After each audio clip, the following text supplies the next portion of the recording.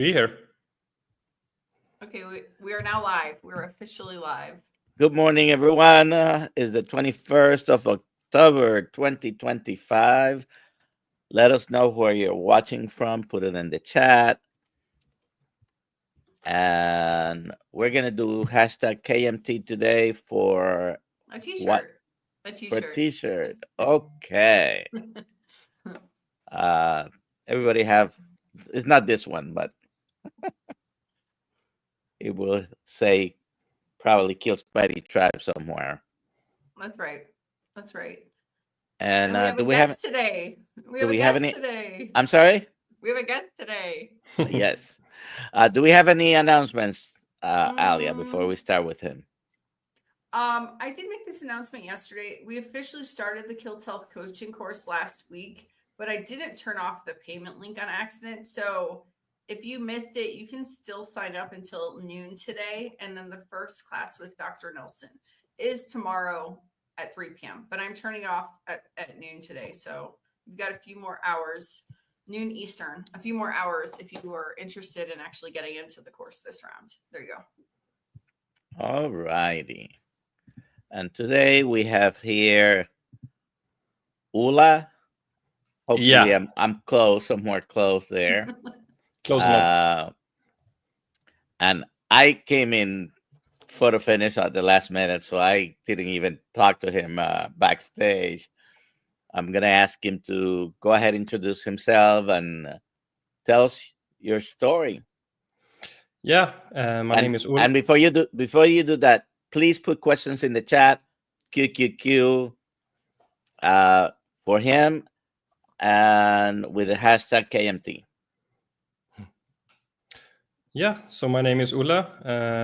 I'm a big proponent of carnivore, of course, and I have a YouTube channel since like a little bit over a year named Carnivore Sverige or Carnivore Sweden. So I'm pushing like carnivore in Sweden. So I'm doing almost everything in Swedish. So and for about 4 years ago, I started carnivore. I had a lot of stomach issues, like so many people. I had dizziness attacks, and I think it was because I had tonsil stones. So I had not only problems with my bacteria in my gut, but also problems with my bacteria in my mouth. So tonsil stones was created, and because of this, sometimes I could wake up in the middle of the night and the whole room was spinning, even though I had zero alcohol, and I was like, what is this? And I tried to go to to doctors in Sweden. They just gave me something, I'm not sure what it is, something to drink, but so it got removed a little bit, but then it came back. So of course it was from the stomach, the gut, the diet. And so I wanted to push in Swedish because there is no YouTube channel in Sweden before me doing carnivore. So I did that for a year, and now I've recently done the first carnivore event also in Sweden. Oh, that wow. was also, like half a year ago, and we were actually fully booked in Stockholm, like 120 people. So it's actually growing quite a bit, and we have a big, it's like functional medicine stuff. It's pretty growing here as well. It's called FunMed in Sweden. I think it's the biggest in Europe, biggest functional medicine. Yeah, so they were there and had some speeches and stuff on my carnivore event because they're also like proponents of carnivore. So yeah, that's my introduction, I guess. Love it. And so have you solved the problems you were looking to solve? Yeah, no more dizziness attacks, the tonsil stones removed. My gut is like 10 times better because it was so normalized that you should go to the toilet and poop like 5 times a day. It's just normal. Everyone said it was normal. I was like, okay, it's normal, no problem. But now it's like one time a day. And if I eat, sometimes I only eat raw meat, then it's like every other day, so then it's like even better digestion for me at least. So yeah, fixed pretty much everything. Very good.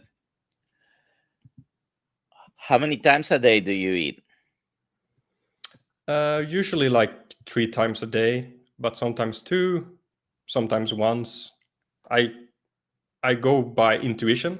If I wake up and I'm not hungry, I don't eat. I don't need to eat, you know. So I try to listen to my body, and if I work out a lot, I eat a lot more. But I noticed that from a health perspective, the more meat I eat and the less of everything else, like even eggs, the better I feel. And I've heard like the same kind of things from other carnivores, because it's so easy to go the other way, to be more and more liberal, to add more and more cheese, more and more milk and other stuff. And I think it can get out of hand quite easily, is my experience. Do you have any weight to lose? Weight? No. Yeah. No, okay. It's almost the other way around, that I lose weight quite easily. So I need to keep my weight. Yeah. Didn't you know that all the Swedes are tall and beautiful and blonde? Yeah, exactly. So what is do you have any exercise training routine? Yeah, I try to lift just heavy weights like 4 times a week. I did quite a lot of martial arts also. So I noticed that's actually what took the longest time to adapt in the beginning. It probably took like 6 months, I would say, before I felt like, okay, now I can really push through my workouts using ketones, because in like when it only went like 3 months, then I got a huge dip in energy. When I worked out like 30 minutes, it was like, I can't do anything, this is okay, I can't do anything. I just, yeah. So what did you do when that happened? I'm stubborn. I tried to push through. Okay. And I knew, but that's where the knowledge comes in, because I've heard from others like Dr. Shafee and others that, yeah, it can take quite a while to get adapted, especially, most people, I think they feel the mental clarity quite fast, like maybe a week or 2. But, the pushing through, the working hard, maybe it takes a little bit longer, the physiological things. So with the knowledge I had, I just, okay, no, I'll just keep eating fat and protein, and eventually it will get better. And it did. So how long have you been carnivore now? For around 4 years. Okay. Not strict all the time, but I started 4 years ago. And how long do you think it took you to get fat adapted? Like with working out? Yeah. For me, it's probably 6 months. 6 months. Okay. Yeah. Well, that's good to know, because there are, 4 years, and you said on and off. Nobody's perfect, we know, and each one has to do their own type of diet. But I'm seeing, what do you think about this trend going on about some carnivore people adding back some carbs, fruits, or vegetables? How do you feel about that personally? I don't have any feelings to it, because Mhm. I'm not like, this is not feelings. I don't have an ideology. I just do what feels best to me, and others can do what feels best to them. So I don't Okay. think we should go down the like vegan route, like being too like, oh, you should only eat this, otherwise you're not, because this is not an ideology. If you feel better on that, fine. But I think many people, they trick themselves, because our brains, they are very good at coming up with excuses. Okay, yeah, maybe I should do this, maybe Paul Saladino is correct, it's the thyroid, it will get damaged, etc. But maybe it's just an excuse to eat the carbs and eat the garbage. So you have to have an inner monologue to come to the conclusion, why should I eat this stuff? So everyone has to do what's best for them, of course. But especially if you're new, if you just do 60 days, 90 days, and then you hit that place where many of us have been, where you might have a dip in energy and you're going through some fat adaptation, really. Would the answer be at that point, well, of course I need carbs, my brain is asking me for glucose, and I haven't even tried being carnivore for longer or going through that fat adaptation, and that can happen, by the way, with a very low carbohydrate diet or a carnivore diet. But sometimes people are just adding back a lot more carbs than maybe their body tolerates, and they end up having some difficulty with that. If you have any questions, please put them in the chat. I see we have at least one, so let's go ahead and George, ask him. but it has nothing to do with carnivore. Will other Scandinavian countries, Finland, Denmark, and Norway, understand Swedish? Denmark and Norway, yes, especially Norway. But Finland, no. No. They are more. I think they are from the same group like Hungary. So it's completely different because they immigrated from the east. So it's different people. Okay. And if you can put the channel in the chat.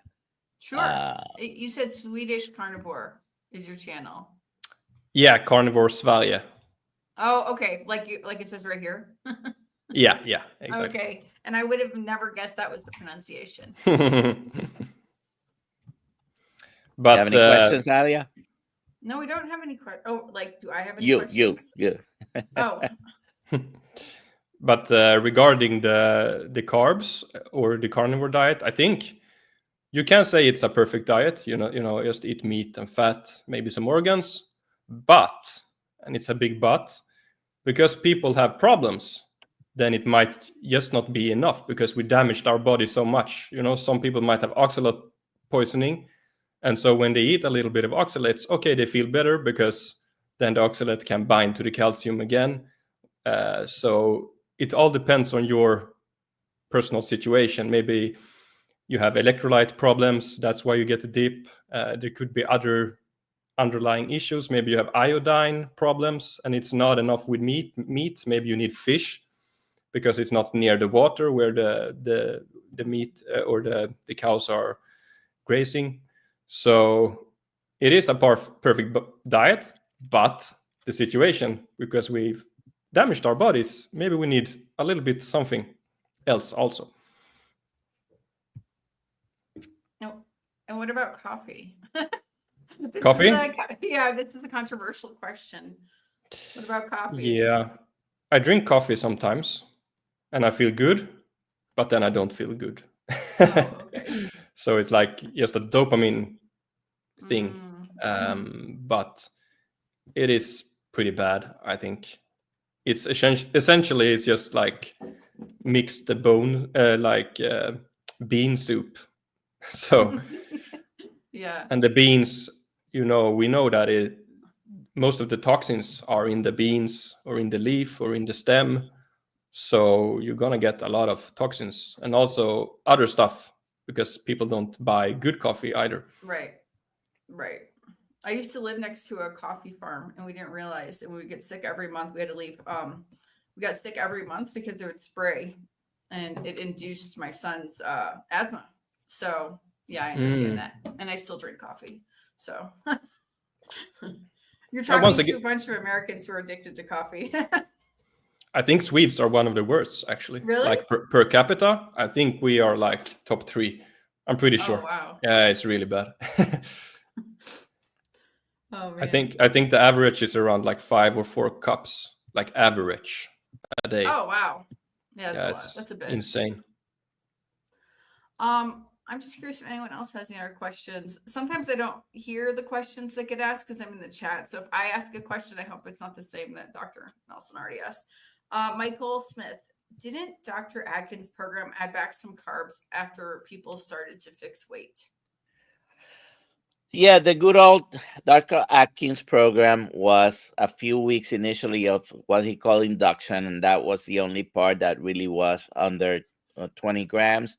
And then he had a step up program basically where people added carbs. So, yes, it wasn't a stay low on a prolonged basis. So, I personally can't be doing that. Uh, I have to stay in my lane, and I do not tolerate many carbs. So, But did Atkins, was he a proponent of low protein, high fat, like really keto, or do you know that? well, it was basically a low carb, high fat diet. But then his different stages, he did add back some carbohydrates. And we're talking about the Atkins diet. If you look at his books, not at the products that are now sold in stores with his name. Right. Those Yeah. are probably some of the crappiest products with bad ingredients. It's terrible. Don't buy anything. Just buy regular food. Just buy Whole Foods. Just buy meat and Yeah. eggs, and you're all good. Oh yeah, what do you think about eggs? Because so you Eggs? yeah. Is that on your meal plan? Eggs? Yeah, it's very good, but I feel better with meat. But I do eat some eggs because they're so like nutrient dense. So I think it's good, and also it's so easy to eat a lot because I have the other way problem around that I lose weight too easy. And just doing like some scrambled eggs with some butter, I can just 1 second. Yeah.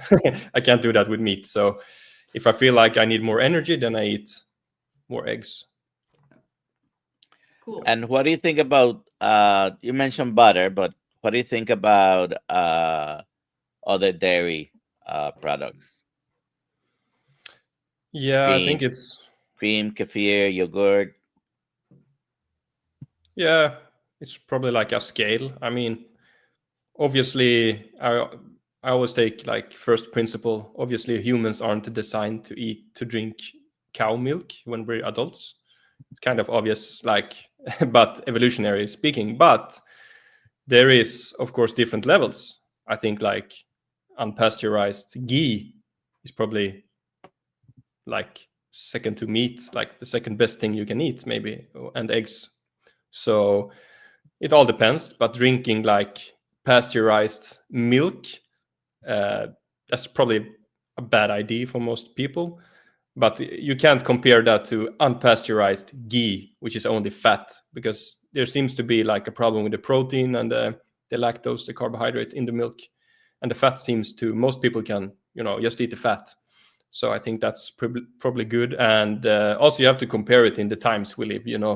It's still better than 99.99% of what you can buy at your store. So can you find in most states in the United States you're not able to buy raw milk or unpasteurized except to feed your pet. So many people buy the raw milk or butter. In most states is only allowed for pets, so you might buy it for your pet and accidentally use it. But the question is, can you find raw milk or butter in your country? You can, but it's only farmers that can sell them. So it's illegal in normal stores. And the farmer has like a certain amount of liters, like 70 liters a week, I think it is, they can sell it for. So they have like, yeah. And I asked like people like, why is that? And they say it's bad. Okay, because of the bacteria. Then I ask, okay, then why can they sell it at all? What happens after 70 liters? Yeah, there's Yeah. like there's no real logic to it, to be honest. That's very funny. Yeah. 70 liters. So everyone gets sick after the 70. Whoever buys the 70th liter is gonna get the Yeah. bad milk. Yeah. Exactly. So yeah, and cigarettes and candy are legal. So I mean, there's really there's no logic to it, really. Right. When you started your channel, like what was your excuse me, your intention and purpose with that? Well, as carnivore is growing, so are like the YouTube channels and social media also. But there is a lot of international like YouTube channels and not that many local. So I was like, I want to have like a national. Like, okay, so Swedes can find information in Swedish, and also some people just maybe some older people they want to listen to a Swede, talking Swedish and getting the information in that way. So my purpose was to spread like good information for Swedes. Yeah. Awesome. So have you been doing an annual meetup, or how many times have you done the meetings? We did one carnivore event. Yeah, it takes a lot of time, I noticed, to organize things and get everything ready. It wasn't like 5 seconds and you have another job at the side and stuff. So, but there is meetups, more spontaneous meetups also. So that's very good. And we have like Carnivore Nordic in Sweden, like a Facebook group, Carnivore Nordic. So we have like, I think it's like 8,000 members. So there's a lot of Swedes doing carnivore. Yeah, I love that. So that's really good. So that's his channel there. Yeah. And you pronounce You pronounce it again. Carnivore Sverige. So if you're a Swede or Danish or Norwegian, then you can watch. But I don't have that much in English. So for the English speaking, then it's not that much. All right. Yeah. What does that mean? It's Sweden. Sverige. Oh. Yeah.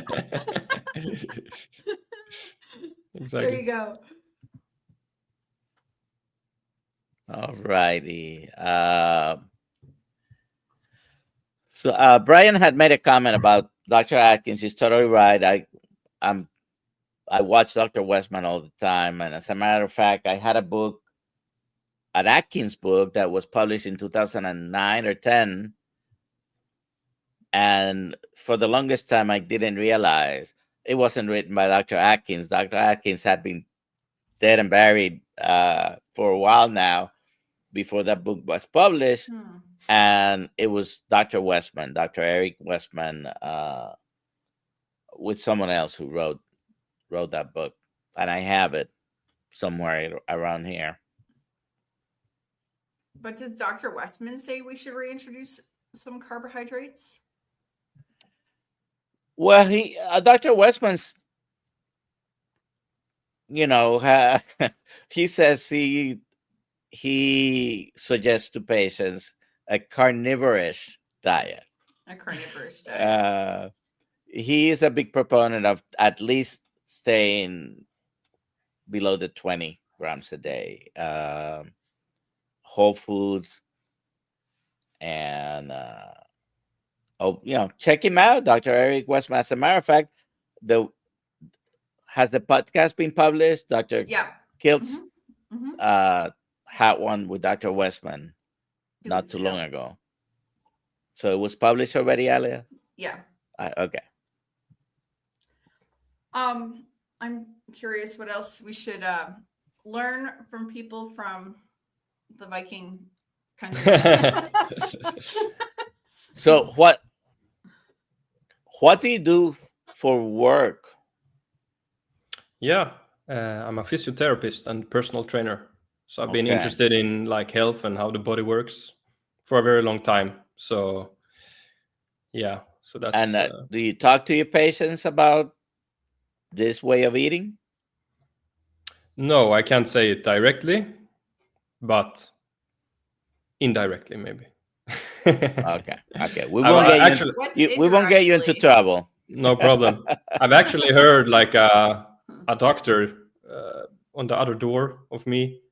He spoke openly about you should do a carnivore diet for, I think it was a diabetes patient. Oh wow. But then I don't think they sign it in the journal. But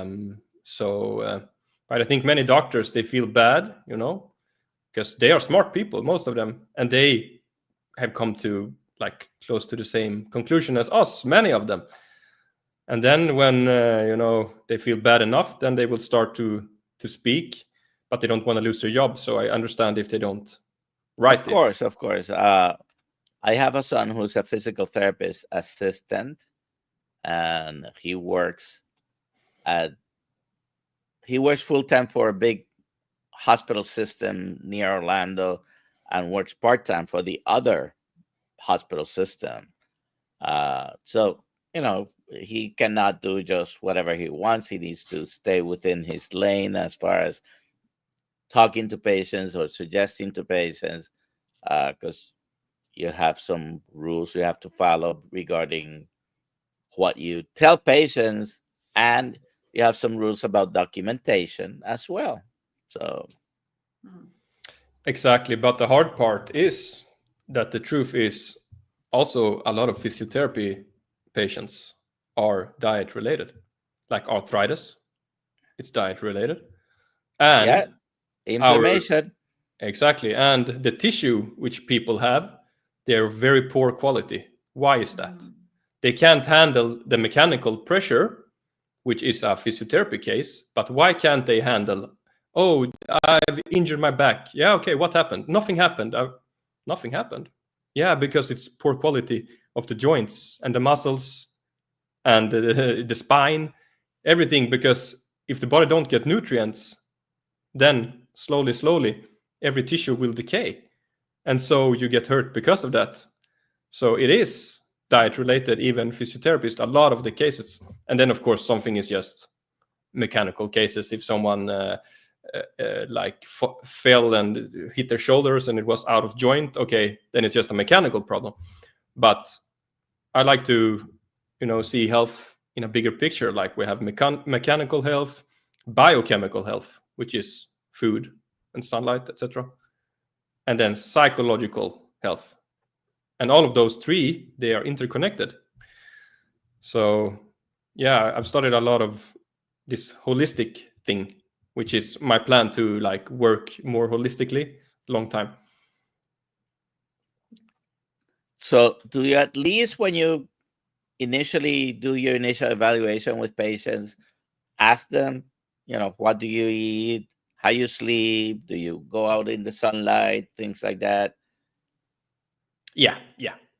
I try to, because, you can say, at least in Sweden, that, yeah, processed foods are probably not good for you. You should eat whole foods. So I can push for that, and I do that.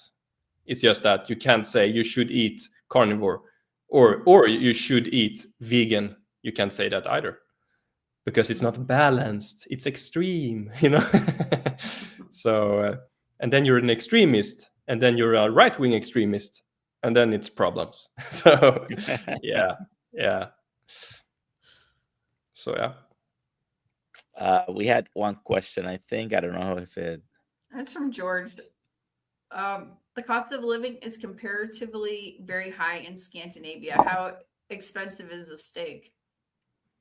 Yeah, not too bad. I think it's like for a ribeye, it's around, depending on the quality, of course, but $35-40 for a kg. That's like 2.2 pounds. So it's okay. $40 for a ribeye, like for 2 pounds of a ribeye Per kilo, yeah. Are we talking? Is that? I mean, I live in Colombia. I don't know how much. I can't even think. Food's a lot cheaper here. Is that a normal price for ribeye, Dr. Nelson? So we're talking about that's under 20. A good prime ribeye is going to cost more than $20 a pound.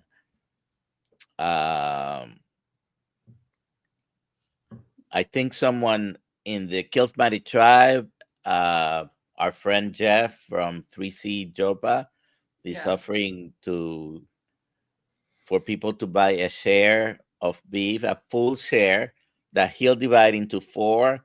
So basically, you're gonna get a quarter beef for the price of the whole. That ends up being about $13 a pound combined. That's a pretty good price for Wagyu beef, by the way. Yeah. So if you're interested, we're looking for 4 people. He might do it, more than, let's say, 8 were interested. He might do two of them. I'm speaking for him, and I don't know if he's here right now, but I told him if he gets another 3, I'm in for 1 quarter. I'll let him know. He emails me every day. Almost every Yes, day. I'll let him know. 1 quarter beef is about 120 pounds of Wagyu beef. That's nice. All right. Okay. All right. I was just curious because I don't know. I think we spend like $300 every 2 weeks and we get but a ton of meat. A ton of meat. For some reason, inflation is not going up that much, or it's very, very controlled. However, the price of beef specifically is going up. Eggs have come down from a few years ago tremendously. So I don't know the specific circumstances of why beef specifically is going up in the United States. But the other day I went hunting to one of my close stores here, and I found a rib roast choice for about $13 a pound, and it was like I bought 2 at 2 separate times. I bought 2. I already cut one into steaks, and we had them. And I think, I don't know if anybody else had. I think I may have ate it all, but I have another one in the freezer I have to thaw. So for $13 a pound, a rib roast that was about 4 pounds, a little bit over 4 pounds, is not a bad price for ribeye steak. I cut it into 4 steaks, so each one was over a pound, just a little bit over a pound. It's a lot cheaper than buying in the same store. A choice ribeye steak was nearly $20 a pound. So you can save So it's money. about the same. It's about the same then between the U.S. and Sweden. Yeah. All right, there you go. Fueled by fat. Do you use any seasoning? Do you eat any other types of meat besides beef? That's for you.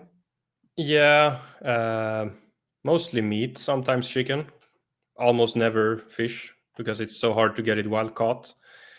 And most like the seasoning, it's mostly salt, sometimes pepper, sometimes other stuff, but it's seldom. I like the taste of meat. When you get used to that, you don't want to taste other stuff. And True. I'm sorry you guys don't have smell-o-vision, but I put last night some oxtails in the slow cooker, and I just added salt and some chicken broth, and it's smelling very good right now. What I eat the most is like shock eye, I think it's called. Chuck eye. Yeah. Yeah, and I cook it the same way as a ribeye. If you find a good quality shock eye, you don't need to do slow cook, because I believe that you get more out of the meat if it's rare. So I cook it the same way. I just sear it like 1 minute aside, but I cut out like really like thick pieces. That's how I do it.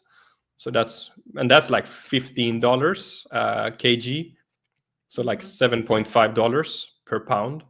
So that's like half the price of a ribeye. It So is it's about half really the worth it. price. Yes, it's about Yeah. half the price of a ribeye. It's a section right next to the ribeye. It's much cheaper, And if you buy the whole section, the whole truck, and you cut it yourself, you'll save some money. And you're right, the taste is very good. Yeah. My butcher used to sell us the whole chuck roll, and it was like 12 to 13 pounds, and it would be like $50 for the whole thing. So that would be a lot of food for us. Let's see. Anthony, Dr. Nelson, how was your 16 day fast a while back? In a few days, I start 10-day fast. At the moment, 7 has been my maximum. Hello, Anthony. How are you doing? I don't know. I didn't do 15 or 16 days fast. I did 22. But it was good. It was good. And I could have gone longer, and I broke it because my wife wanted to go out and eat. We were at a convention in Orlando, and I said, okay, well, it's been long enough. There you go. Do you do fasting? No, No. because I think it's good, but like I said, I just drop weight so easily. So yeah, no, and I feel great not doing it. So yeah, but if I'm not hungry, I don't eat. Especially, when people are sick, I see that as a blessing. The body is cleaning. Mm-hmm. So last time I got sick was like 6 months ago. I had alcohol and then I got sick. Okay, yeah, of course. So then I was sick for like 2 days. My body was cleaning. I had no appetite. And people, I don't know if it's the same in America, but in Sweden, they say, you should eat. You need nutrients, or not nutrients, you need calories. Yeah. But I don't eat in 2 days. And of course, I'm tired, I'm sick, but then I feel amazing. It's like, okay, the body, they fix the alcohol and every other small detail. Because even if, let's say, if I eat perfect, there is still, you're going to get some toxins, some plastic, you live in a city. So the body still maybe need to clean sometime, Mm-hmm.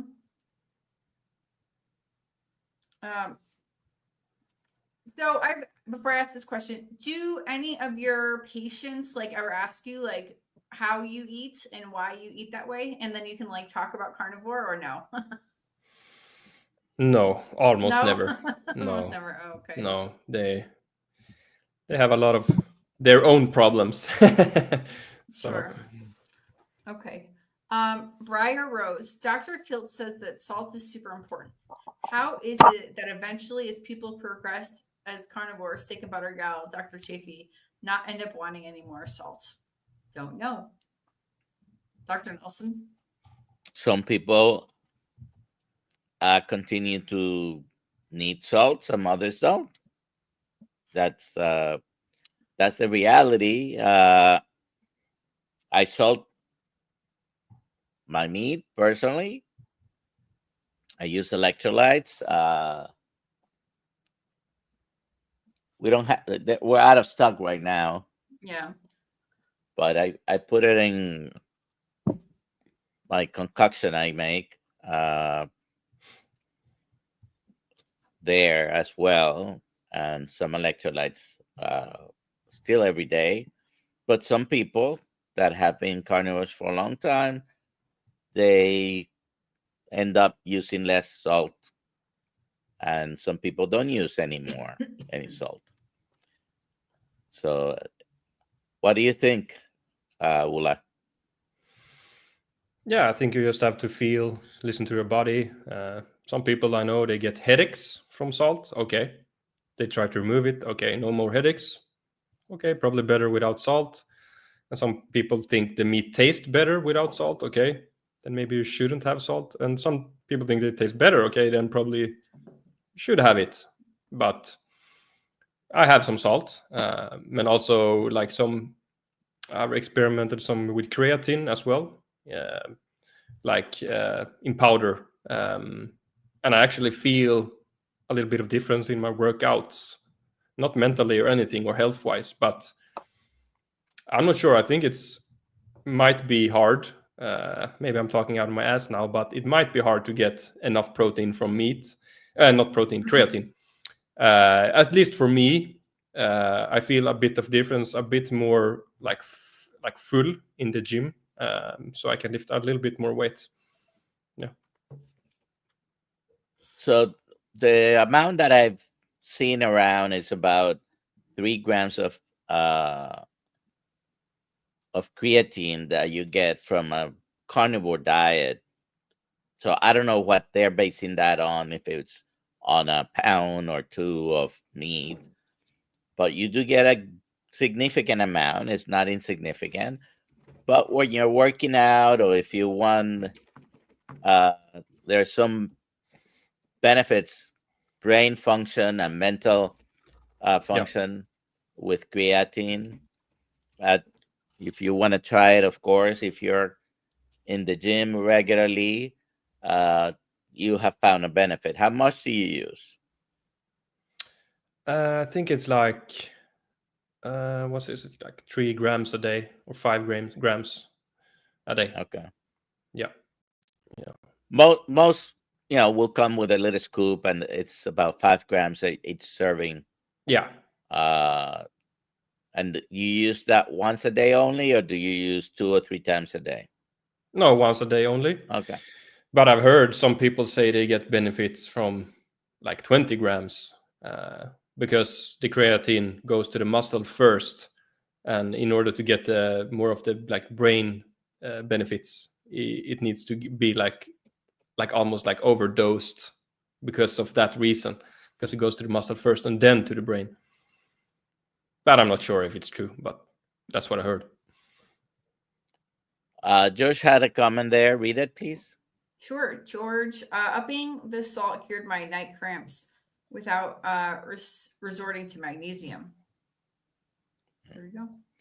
So magnesium is the first thing I would think of when there are cramps. But yes, if you're not having enough sodium, in particular potassium, you might also have cramps.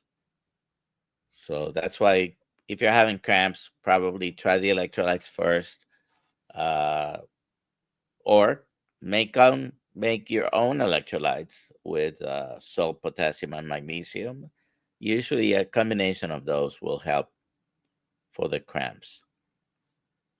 Yeah, and I think generally for like really overweight people, I think salt is important. I think it's probably a bad decision to remove salt if you want to try carnivore, especially in the beginning, especially if you are overweight.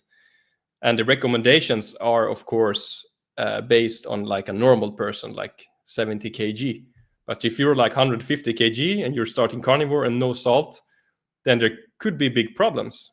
And also, salt affects insulin, right? Indirectly.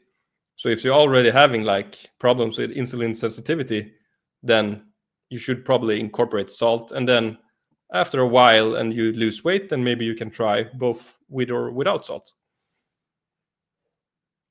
Very good. Great. Okay, Briar Rose, we just went. Sorry, we got that one.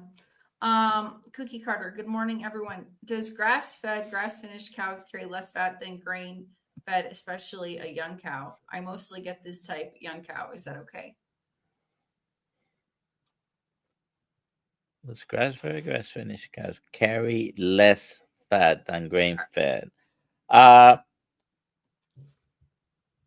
So all cattle are grass-fed for all their lives, and then some cattle are for the last 3 months fed a higher amount of grain. It's not like they don't eat any grass, but yes, the end result is the meat is more marbled, so higher in fat.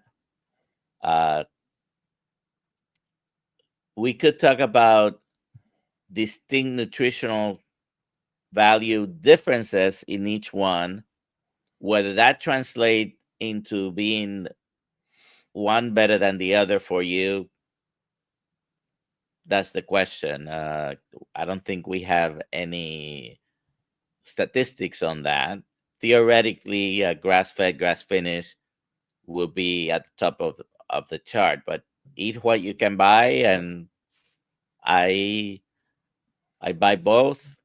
I buy at the local box stores regular meat. All those are grain fed usually, and if they have any grass finished beef, they advertise it on the label. It's a little bit more expensive as well, but whether that difference in the meat quality ends up having a difference on you personally, that's up for debate. And how much difference that is, if it's worth it or not, that's another good question. What do you normally buy, Olle? If I can find cheap grass-fed, then it's normally that. But it's like you say, no one really knows like the difference exactly and how it will affect the health. But the worse your health is, the more I would lean towards grass-fed, grass-finished. But we shouldn't like shame people for doing like grain-fed. I mean, come on, it's still better than like everything else. So I don't want to hear that like culture. Oh, it's not even grain-fed, you know. Oh, I mean, grass-fed. It's just buy if you have can afford with grass fed and the grain finished, then go for it. Okay, next question, Mary. Do you know of anyone overcoming sarcoidosis on carnivore? Did I get it right? Sarcoidosis. I personally I have known of several people with sarcoidosis. You're doing carnivore. They all have heard anecdotally that is, yes, they're doing better.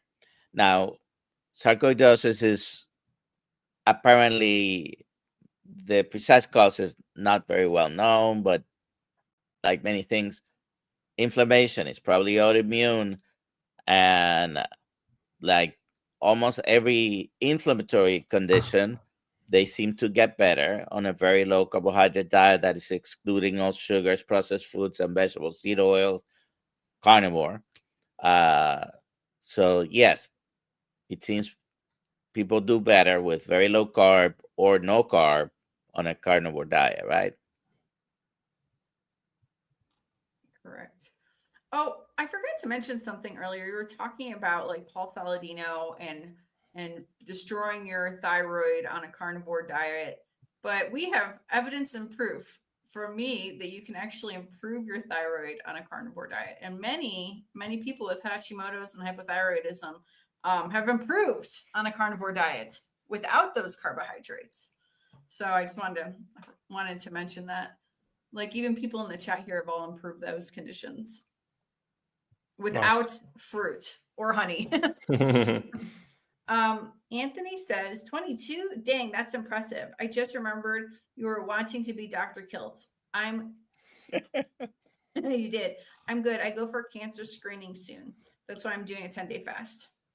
Okay, Anthony, we're good for you. Anthony has a great story, and he is fighting, and we're cheering him on because of his story with cancer. And that is one of the main reasons I also try to keep my ketones up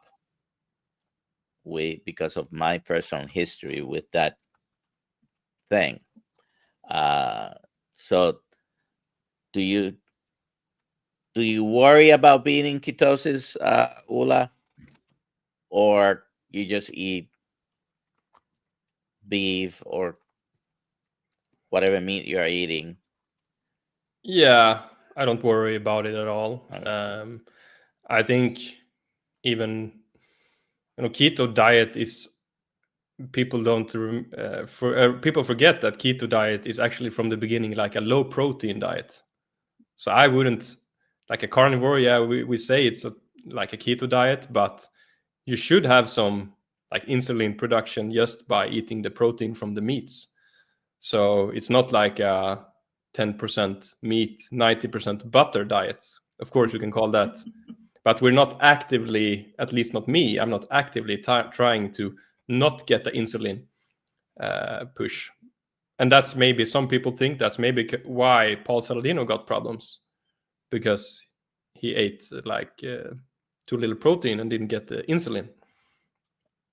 So yeah, carnivore diet, depending where you are, depending on how much fat you have in your diet, will be the main thing is it's supposed to be a high fat diet anyways. Moderate, not necessarily low protein, but if you eliminate the carbohydrates, it's a ketogenic diet. People with anything related to the brain, any disorder related to the brain, there's a long list of things, including mental health conditions, people with cancer, people with probably autoimmune diseases as well, probably do better when they are in ketosis, in nutritional ketosis. So in general, I don't tell, just eat instinctively, eat fatty meat, and you'll be okay. For some people need to track a little bit, and for specific reasons. Anthony, I don't know if you're checking your ketones. I'd like to know what the numbers are. On my last week doing that 22-day fast, I was constantly, my level of ketones was 4 to 5. Let's see.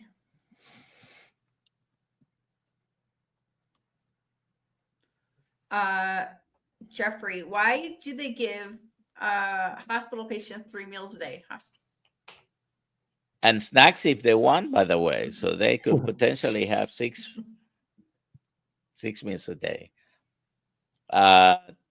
We have been conditioned for many years to eat 3 times a day. Used to be people only ate 3 times a day and nothing in between meals. Now it seems that there are some studies that show people are eating 15 to 17 times a day, because every time you put something in your mouth is an event. It's eating, okay? So Wow. If you listen to Dr. Sivas, for example, he says that snacking is never a nutritional event. It's always something else going on. And it doesn't matter if it's a healthy snack. If you're eating, you're stimulating, you're going to have a rise in glucose, a rise in insulin as a response to it. And you're just perpetuating the same cycle that got you sick.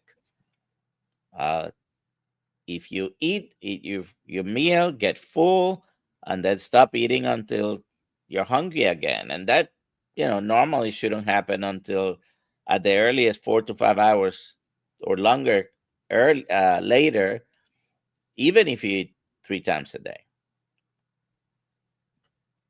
And if you need to eat 3 times a day, that's fine.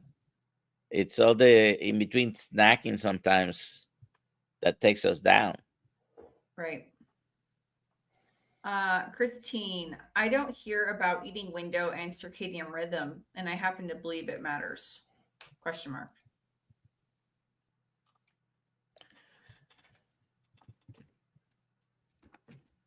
Well, we do talk about that here all the time. Whether eating once a day or twice a day, and just keeping your eating window to, whether you're doing 16-8, 18-6, 20-4, or 23-1, eating once a day, or fasting more than 24 hours, your body will benefit from occasional, fast. And all you have to do is keep one day of eating. So depending what you eat, what time you eat the day before and the day after, you are going to end up with either 36 to 48 hours of not eating by just skip one day a week on a regular basis, and you'll probably be promoting some autophagy, mitophagy, increasing growth hormone, and many other benefits. Do you have to fast? Does everybody need to fast? No. Yeah, and I think a lot of the stuff, like we know it's bad, but we can't say how bad. Like eating at night. Of course, we know it's bad, but we don't know if it's the main problem is being up at night, because when people work night shifts, they die quite prematurely and have a lot of problems. But we can't say for sure how much of it being up at night or how much of it is eating at night, because then we need a randomized controlled trial of a group that eats at night and work and a group that doesn't eat. And I don't think they've done those kind of studies. So now many people do talk about eating, for example, during the daytime. Now, in extreme north or south countries on the hemisphere, that's a little bit difficult because night and days are not always, half night, half day. But a lot of people talk about eating earlier in the day, not eating after sunset. And I think you do better like that. But Dr. Kiltz, it's his one meal at night and then goes to bed. And he does well with that. So everybody's I don't like to eat late at night, and if I don't like to go to bed with my feeling full. I don't feel well. Here, Dr. Nelson, where pigs fly farm, have colitis, been on lion diet since May 1st, have pain in lower left abdomen back for 2 days. Do I need to fast, eating twice a day? Read it again, please. Have colitis, been on lion diet since May 1st, have pain in lower left abdomen back for 2 days. Do I need to fast, eating twice a day? Okay. Well, I don't know. Is your colitis better? Are you currently having pain? Is that what you mean? And you have been carnivore, basically lion diet since May 1st. I would think that is quite an anti-inflammatory type of eating. But when you have colitis, and I don't know if it's ulcerative colitis specifically, sometimes your body's causing inflammation no matter what you do. Again, fasting is okay and might be helpful in certain situations where there's a lot of inflammation. All I can say is give it a try. Should she go see her doctor? If you've been having pain, do not forgo checking with your doctors. Just because you're on a carnivore diet, it's not magic. I think it's great nutrition, great nutritional value. It's anti-inflammatory, but that doesn't mean you shouldn't go and check with your doctor. Yes. Okay. Robert Lloyd, did most of you slowly go carnivore or straight away? Alia, you want to answer that first? 39 years up to carnivore. No, straight away. One after deciding. It was cold turkey after deciding. How about you, Ola? I did some like fruits also in the beginning, like Paul Saladino style.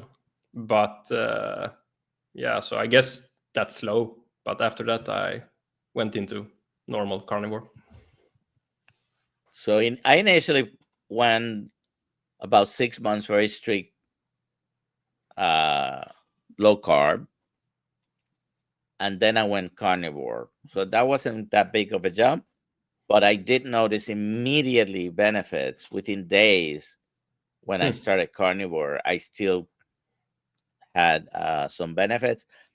I don't remember if I developed a belly rash that lasted like 4 months, but I don't know if I was still eating some vegetables. I had stopped eating fruit regularly, probably years ago, anyways. But don't remember if I was still having vegetables or if the rash came out more when I went carnivore. And it lasted about 4 months. You asked Sully Norton, that was probably some oxalate dumping. But it went away, it didn't come back.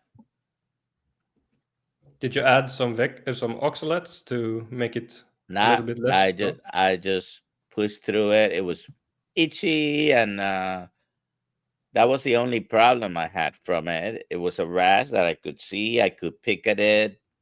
Granules will come off.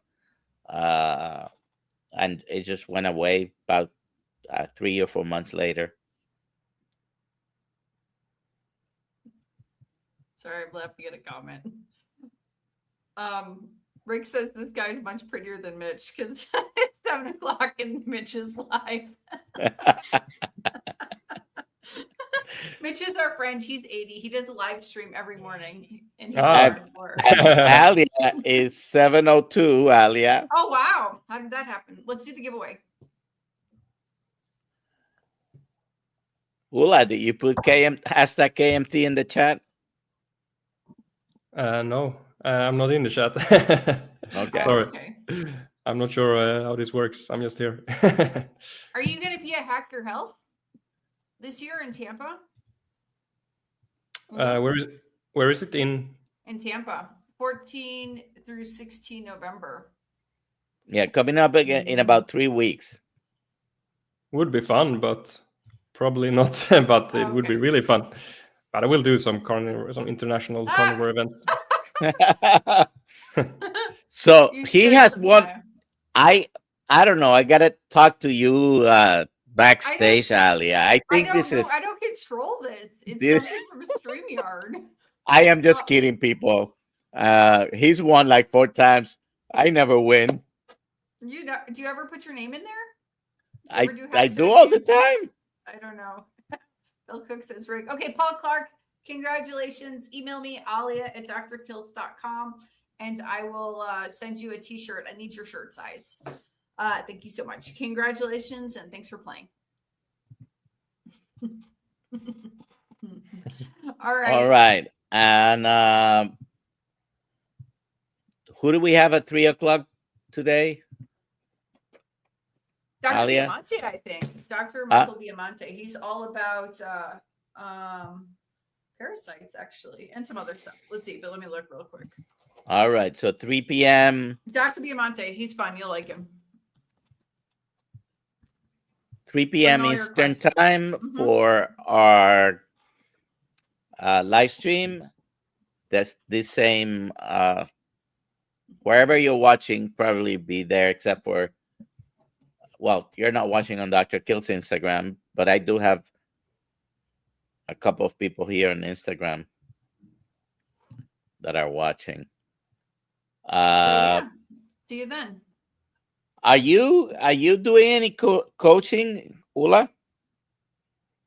Yeah, some coaching I do actually. So yeah, a couple of clients I have time with, and some group stuff also. So yeah. All right. And Nice. what's the best way to find you? Would that be the YouTube channel? Yeah, the YouTube channel and Instagram. Same name in Instagram. So yeah. All righty. Yeah. So go and find him and subscribe. Although most of the videos I probably won't understand, but as you can see, that I did subscribe. Nice. But I wonder, do you have auto translation into English on your channel? That's a good question, actually. I'm not sure. So Maybe I need to fix that. check it out. Yeah. Check it out. Yeah. All right. Well, it's been fun. Nice. Goodbye, everybody. Have a good day.